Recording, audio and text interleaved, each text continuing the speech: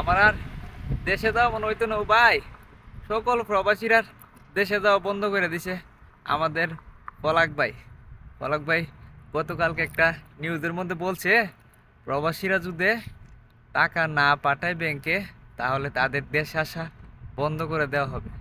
মানে আমি তো ভাই চিন্তা করি থেকে আমি তো খুব টেনশন আছে বুঝছেন।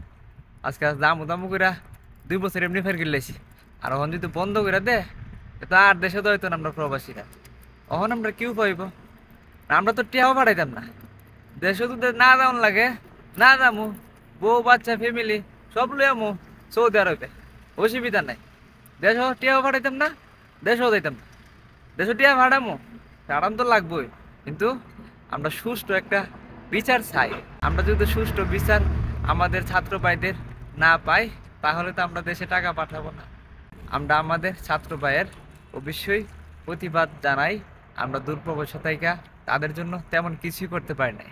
তাই আমরা সকল প্রবাসীরা মিলা দেশের অর্থনৈতিক চাকাটাকে একটু ডাউন করে দিলাম। প্রবাসীরা চাইলে অনেক কিছু করতে পারে, এটাই হচ্ছে সব থেকে বড় একটা বিষয়। কারণ প্রবাসীরা ছাড়া দেশ একদমই অচল। দেশের অর্থনীতির চাকা যে প্রবাসীরা সচল রাখে এটাই হচ্ছে তার বাস্তব প্রমাণ। এখন বর্তমানে যাদের ব্যাংকে টাকা আছে তারা কিন্তু নিতে পারছে না, কারণ ব্যাংকে টাকা নাই। আর কিভাবে নিবে? প্রবাসীরা তো টাকা বন্ধ করে দিছে। প্রবাসীরা ছাড়া দেশের কোনো গতি নাই।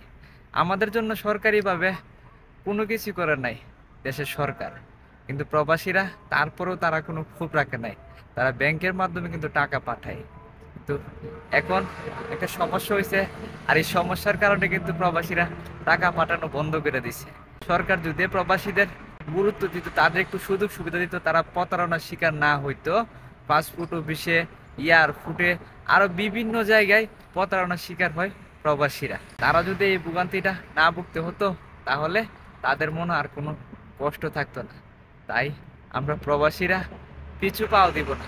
আমরা প্রবাসীরা কত বড় একটা সম্পদ দেশের, এই জিনিসটা হারে হারে এখন বুঝছে বাংলাদেশের এমপি মন্ত্রীরা।